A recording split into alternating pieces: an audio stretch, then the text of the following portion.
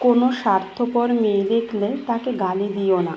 মেয়েদের একটু স্বার্থপর হতেই হবে, শুধু নিজের জন্য নয়, নিজের ভবিষ্যৎ সন্তানদের জন্য হলেও মেয়েদের স্বার্থপর হতে হবে। প্রতিটি মেয়ের উচিত বিয়ের আগে সময় নিয়ে ভালো করে বিচার বিবেচনা করে জীবনসঙ্গী বেছে নেওয়া। আবেগে ভালোবেসে ইমোশনাল হয়ে প্রেম করা যায়, কিন্তু সংসার করা যায় না। সংসার করতে লাগে বুদ্ধি, দায়িত্বশীলতা, যত্ন, ইচ্ছা, দূরদর্শিতা, সহনশীলতা। আবেগে ইমোশনাল হয়ে প্রেম করে বিয়ে করলে তারপর দেখলেন জীবনসঙ্গী প্রেম করার যোগ্য ছিল, কিন্তু সংসার করার যোগ্যতা তার এখনো হয়নি। তাহলে সেই সংসার কি আদৌ টিকবে?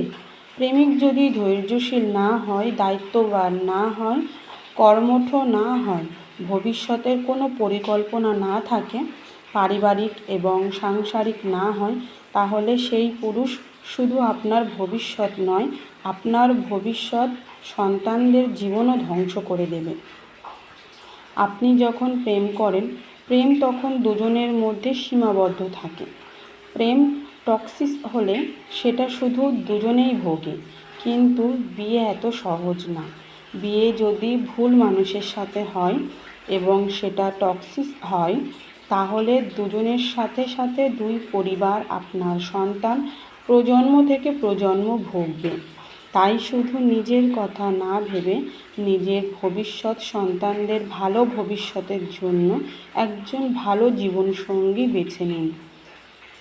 স্বার্থপর হন, সমাজ যাই বলুক আপনাকে স্বার্থপর বলুক, দিন শেষে আপনাকেই একজন মা হতে হবে। মেয়েরা নিজের সাথে অন্যায় মানবে, সন্তানের সাথে নয়। আর বিয়ের ক্ষেত্রে শুধু ভালো ছেলে নয়, ছেলের ভালো পরিবারও গুরুত্বপূর্ণ। আপনার সন্তান সেই পরিবারের রক্তের ধারায় বড় হবে। ছেলের মা বাবা ভালো হওয়াও অনেক জরুরি। আপনি বউ হয়ে সেই পরিবারে মানসিক শান্তিতে থাকলে আপনার সন্তানও শান্তিতে থাকবে, ভালো জিনিস শিখবে।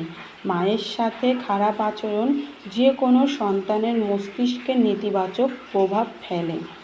একজন ভালো পুরুষ আপনার জীবনকে সুন্দর করে দিতে পারে, আবার আরেকজন ভুল পুরুষ সুন্দর জীবনকে সারা জীবনের জন্য নষ্ট করে দিতে পারে।